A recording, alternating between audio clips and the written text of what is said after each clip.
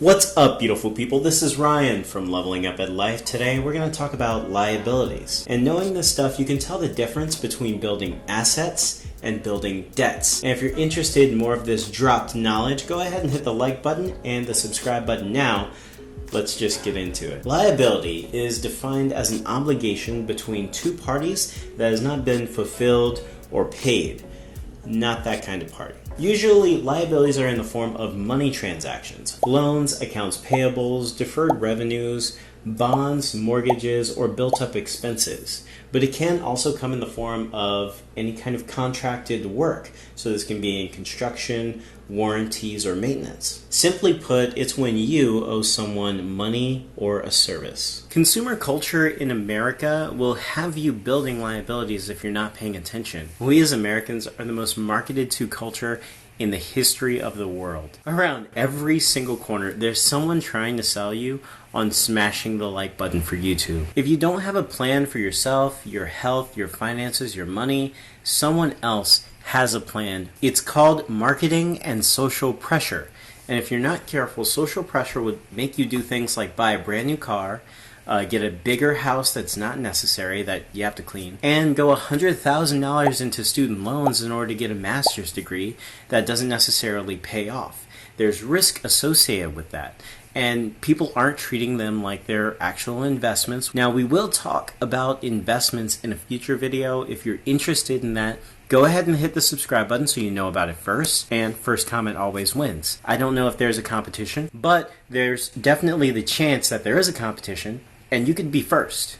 You could be number one. If you want to do well financially or even become wealthy, you need to limit your obligations, limit the liabilities that people are pressing on you constantly. So that includes buying a used car in cash if they can't afford a brand new one, purchasing a house that's reasonable for them, and definitely treating college like it's an investment and not as though it's a rite of passage, and making sure that they limit the amount of student loans that they take out. Adding debt or contracts to any type of large purchase or asset does add risk to your portfolio. And I'm not totally against risk. It's one of those touchy subjects. But risk minimization is worth investing some time in, especially when you're structuring this for the first time. Let's talk about going to college for a minute. Let's say you take out $100,000 in student loans in order to go to a four-year university. Now, when you look at the payments on $100,000, that comes out to about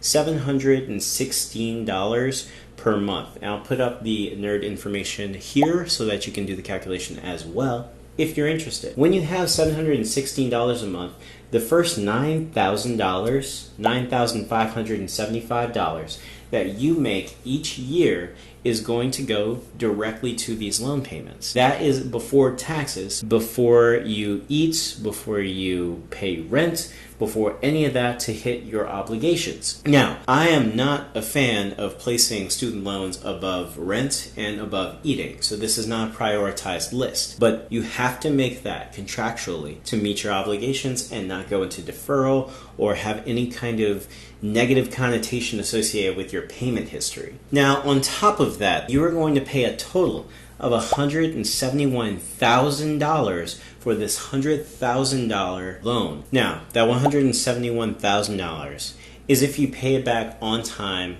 every time. But what the schools don't tell you, what your guidance counselor does not tell you, is that this obligation does not guarantee anything. You still have to get your degree and use it.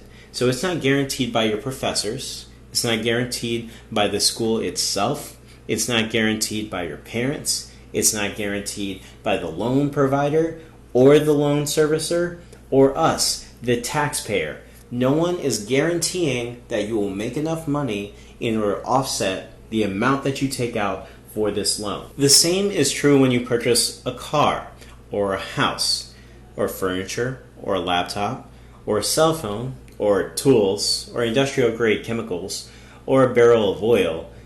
You get it. Anything that you purchase that's a large purchase, nobody's guaranteeing that you will get the value back on that. So the addition of this large expense, which comes in the form of debt, and in this case, which we're talking about, the student loans, doesn't guarantee you anything. That is where the risk is. That's what we're talking about when we say that there's risk associated with borrowing money. There's also risk associated with putting money into any kind of investment. Overall, it's in your best interest to limit liabilities to a reasonable level for your budget and to smash the like button for the YouTube algorithm. Thank you so much for watching this video. If you liked it, hit the like button, and if you're new here, hit the subscribe button to get the updates about our fitness, finance, and family-centered goals. I've been Ryan. You've been awesome. Thank you so much for watching. Bye.